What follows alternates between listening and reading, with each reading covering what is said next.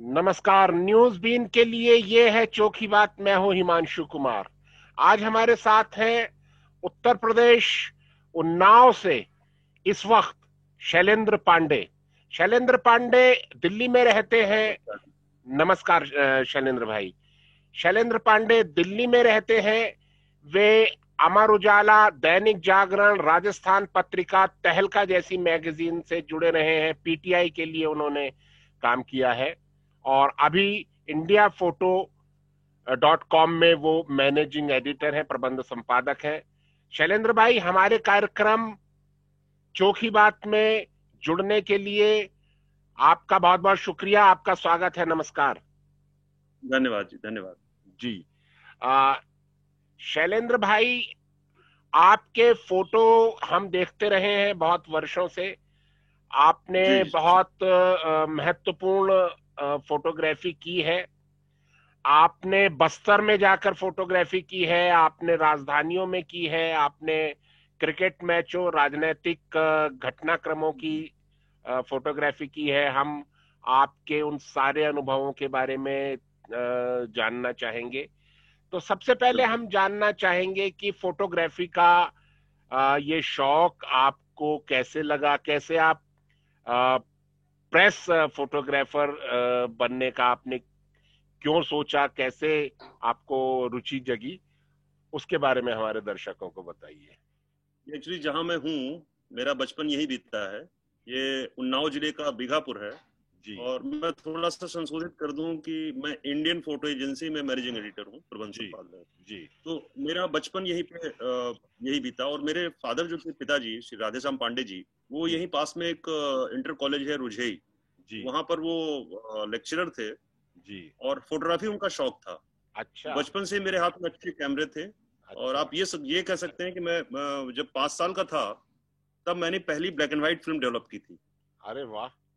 अंधेरे कमरे में जाके। और फिर वो चीजें आगे डेवलप होती गई, क्योंकि वो शौक में रहा। फिर 2 बार मैंने सीडीएस भी क्वालिफाई किया, क्योंकि एक ही इच्छा थी, आर्मी ऑफिसर बनना है। लेकिन अब अच्छा आर्मी वालों को मेरे अंदर ऑफिसर्स लाइक क्वालिटी नहीं लगी, और मुझे भी दूसरी नौकरी पसंद नहीं आई। तो जी मीडिया मुझे अच्छा लगा कि कम से कम मैं अगर आर्मी जैसा काम यहाँ पे करूँ, जी तो वो भी देश के लिए काम करते थे, मैं भी देश के लिए काम करूं। वही जी देश के लिए काम कर रहा हूँ, जहां मुझे जैसी चीजें लगती हैं मैं करता हूँ। जी जी। हिमांशु भाई। तो आप इस तरीके से मीडिया में आए और आपने जी बहुत महत्वपूर्ण घटनाएं कवर की हैं। तो जी हमें कुछ रिकॉल करके बताइए कि कब आपको बहुत रोमांच हुआ, कब आपको बहुत जी। मजा आया। वो कुछ अनुभव बताइए हम्म। हमें अपनी फोटोग्राफी की लाइफ के। मैं 2 घटनाएं आपको याद दिलाऊंगा। जी एक राजस्थान की है, और दूसरी है कर्नाटका की। जी। छत्तीसगढ़ में तो बहुत बार मैं गया हूँ। उसके तो उसके बारे में भी बहुत हम सारा बाद में रोमांच। आपसे पूछेंगे। जी। पहले ये दोनों बता रहा हूँ। जी जी जी। ये राजस्थान में क्या था कि गुज्जर मीणा विवाद चल रहा था। तो अच्छा। मैं तहलका के लिए काम करता था। ओके। और तो मैं गया था रिपोर्टिंग के लिए। जी।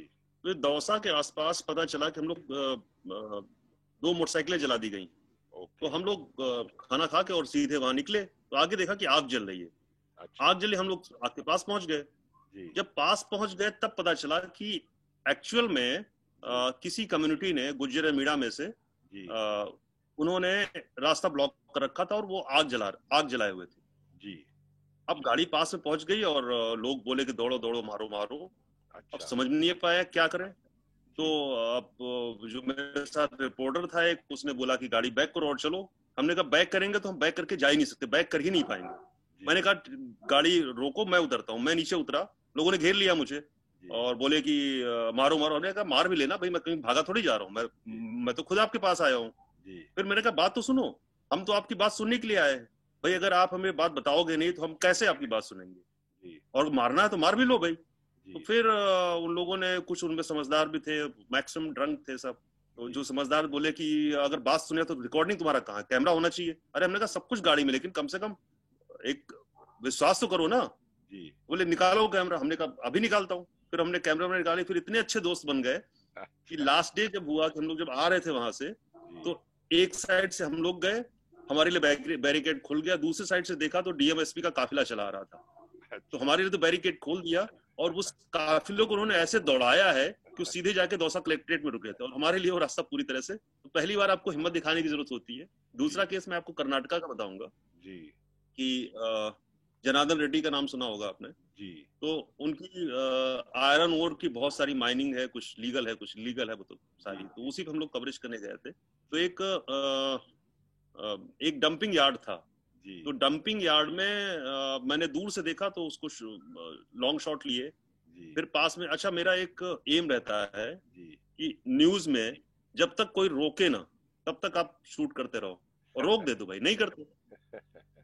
हमें किसी ने रोका नहीं और मैं डंपिंग यार्ड के अंदर घुस गया।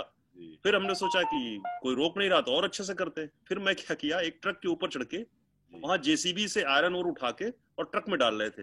मैं ट्रक के ऊपर चढ़ के और वो डालने का शॉट, एक जेसीबी और एक वाइड एंगल पूरा शॉट चाहिए था मुझे, जी उसके लिए गया।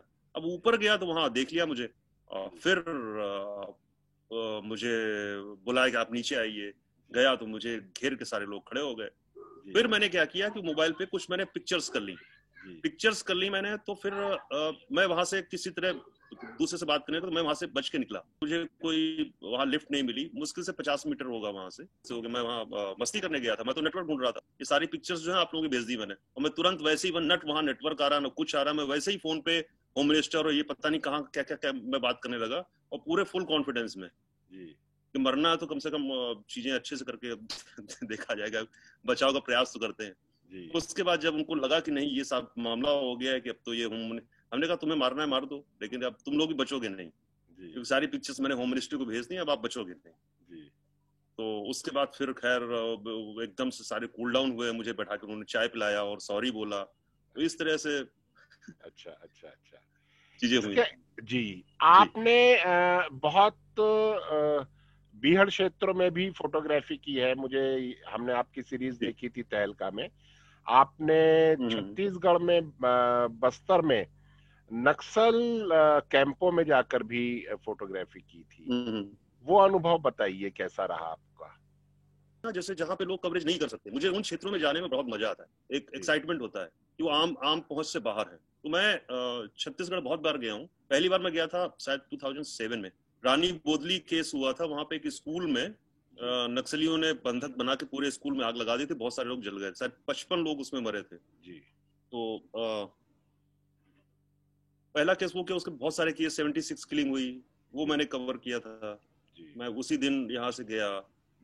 और बहुत सारे तहलका में मैंने काफी सारे कवर किए हैं, मैं अंदर भी गया हूँ, नक्सल लीडर से भी मिला हूँ। अच्छा, एक बहुत अच्छा केस याद आया। एक बार जब हम लोग कौन सी वो वहां देखा जाके तो पूरा गांव खाली था और सिर्फ एक बुढ़िया थी, उसने कई दिन से खाना नहीं खाया था और उसको बुखार आ रहा था। फिर आपने बिस्किट दिए, उसको दवा खिलाई, और हम लोग क्या कर सकते, बस वही कर सकते थे, उसको करके फिर हम लोग आगे बढ़ गए। कम से कम एक जो भी सरकार है, केंद्र सरकार हो, राज्य सरकार हो, या वहां के लोकल एमएलए एमपी ग्राम प्रधान, कम से कम उनका इतना तो बनता है कि कम से कम कोई भूखा न मरे, कोई भूख से न मरे। किसी की मौत, अच्छे कपड़े हो, अच्छा घर हो ना हो, लेकिन भूख से किसी की मौत नहीं हो। जी, तो आजकल आप ग्रामीण पत्रकारिता पर आपका काफी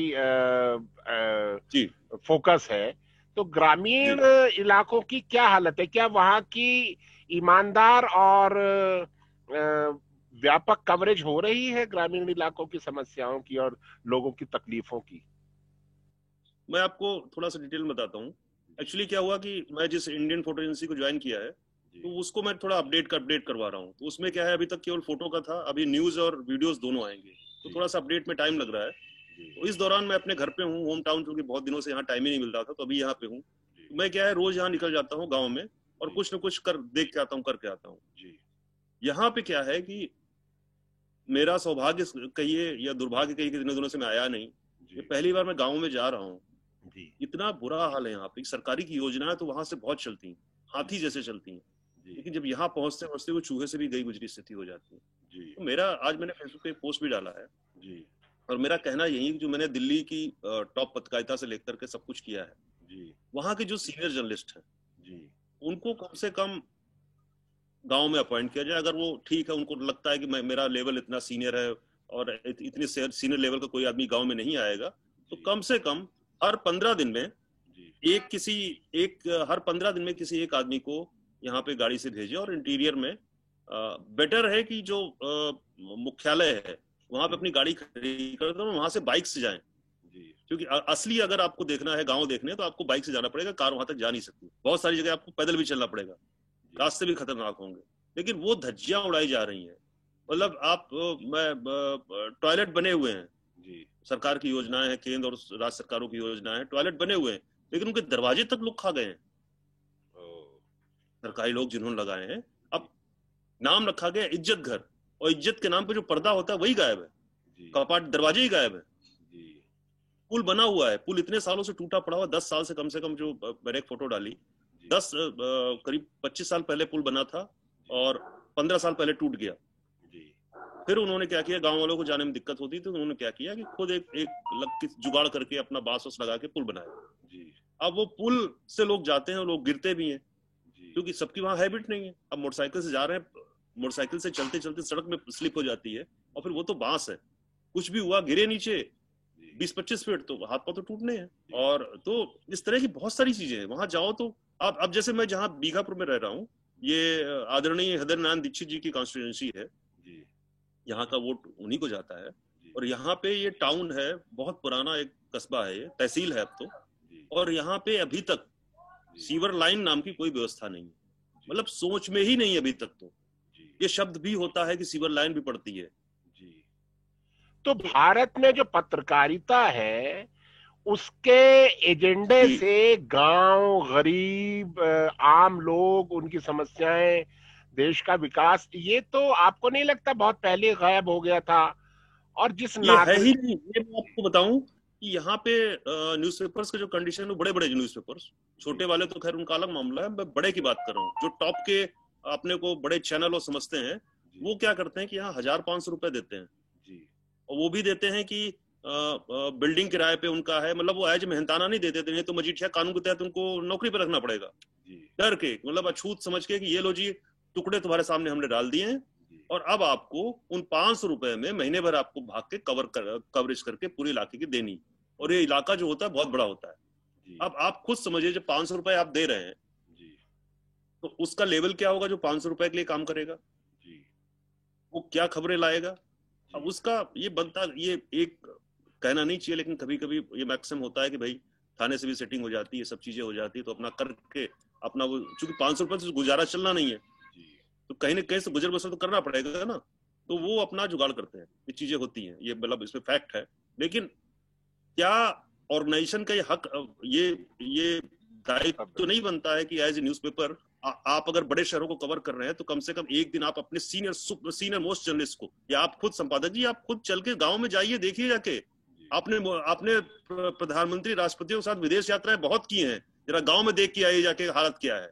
अगर पत्रकारिता के आपने ABCD भी कभी सीखी है ना, तो आपको लानत है, आपको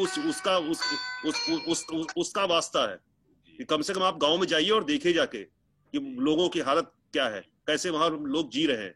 जो PMO कवर करने वाले जर्नलिस्ट, उनको आप भेजिए गांव में, जाके देखे जाके जो प्रधानमंत्री जी की योजनाएं हैं, मुख्यमंत्री जी की योजनाएं हैं, वो गांव में कितना जा रही हैं। ये सब करना पड़ेगा। अरे कम से कम आप सरकारों की चापलूसी करें, बहुत अच्छा आप करिए, क्योंकि नहीं करेंगे तो आप पे डंडा चलेगा, वो आप करिए, बहुत अच्छे से करिए, लेकिन कम से कम इसमें तो किसी ने नहीं रोका है ना कि गांव की खबरें आप छापिए, उनको छापिए, आप दिखाइए। जी हिमांशु भाई। हाँ, लेकिन आपको तो मालूम होगा कि इस वक्त अगर आप जमीनी पत्रकारिता करें तो सरकारें नाराज हो जाएंगी, जो, और आज की जो मीडिया है वो बहुत ज्यादा सरकारों को खुश करने के लिए अपनी ज्यादातर खबरें दिखा रही हैं। तो ये जो राजनीतिक दबाव है और उसमें जो मीडिया काम कर रही है, वो आपको कितना दिक्कत तलब लग रहा है, कितना चिंताजनक बात? देखिए, राजनीतिक दबाव या मित्रता ये तो बहुत पहले से चली आई है, कोई भी सरकार रही हो, राजनीतिक दबाव के तहत कुछ चीजें रुकती हैं, कुछ मित्रता के तहत रुकती हैं, वो तो हर सरकार में होता रहा है। लेकिन पहले ये होता रहा है कि कम से कम थोड़ी बहुत छूट होती थी। अब तो लोगों की नौकरियां जा रही हैं कि अगर आपने कोई खिलाफ किसी की खबर लिख दी तो आपको नौकरी से हाथ धोना पड़ेगा। ऐसे बहुत सारे केस हमें बताने की जरूरत नहीं है। आप सोशल मीडिया सर्च कर लीजिए, कहीं देख लीजिए, क्योंकि खबरों में, अखबारों में, चैनलों में तो ये चीजें दिखाई नहीं जाती, दिखा भी नहीं सकते। जब नौकरी से आपने खुद निकाला है किसी अच्छी खबर चलाने के लिए, तो आपको वो तो दिखाएंगे नहीं, तो सोशल मीडिया से ही आपको खबरें मिलेंगी, जानकारी मिलेगी।